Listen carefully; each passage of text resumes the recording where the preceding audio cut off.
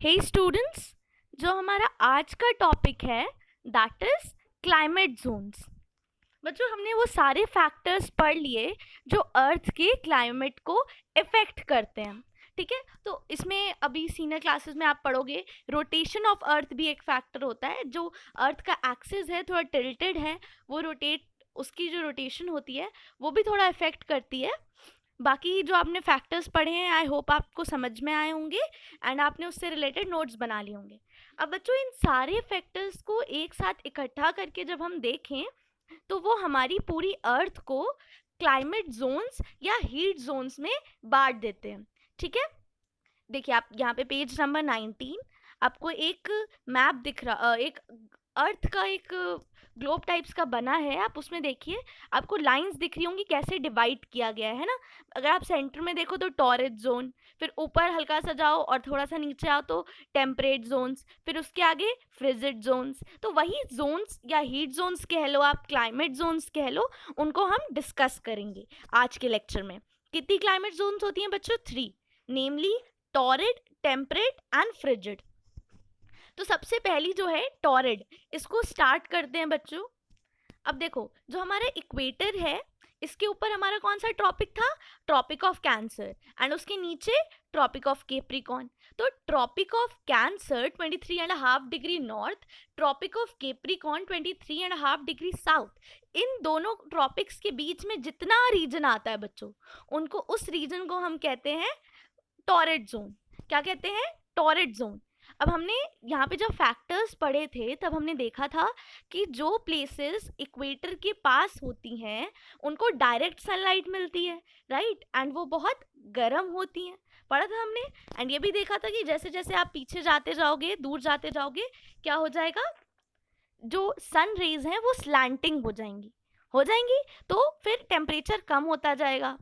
ऐसे ही तो ये जो टॉरिड जोन है ये इक्वेटर के आसपास का रीजन है। आपको दिख रहा है क्लियरली पिक्चर में? ये देखिए, आपको मैं जूम करके दिखा रही हूँ, पिक्चर में क्लियरली दिख रहा है।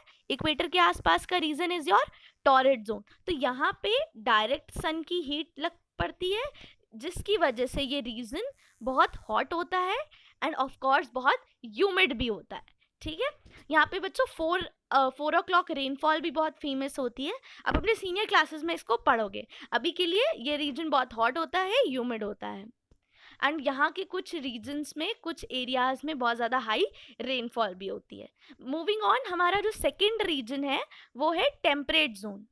अब क्या है, अगर नॉर्थ में जाओ आप तो ट्रॉपिक और सर्कल, बस आपको मेन चीज़ ये याद रखनी है, जो हमारे ट्रॉपिक होते हैं एंड जो सर्कल होते हैं उनके बीच में होता है टेम्परेट जोन। आप नॉर्थ साइड में जाओगे तो tropic of Cancer and Arctic Circle के बीच में होगा, साउथ में आओगे तो ट्रॉपिक ऑफ केप्रिकॉन और अंटार्कटिक सर्कल के बीच में होगा।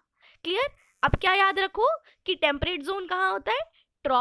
एक ट्रॉपिक और एक सर्कल के बीच में होगा। बाकी आपको पता ही है नॉर्दर्न हेमिस्फीयर में कौन से ट्रॉपिक्स होते हैं, सर्दर्न हेमिस्फीयर में कौन सा ट्रॉपिक होता है।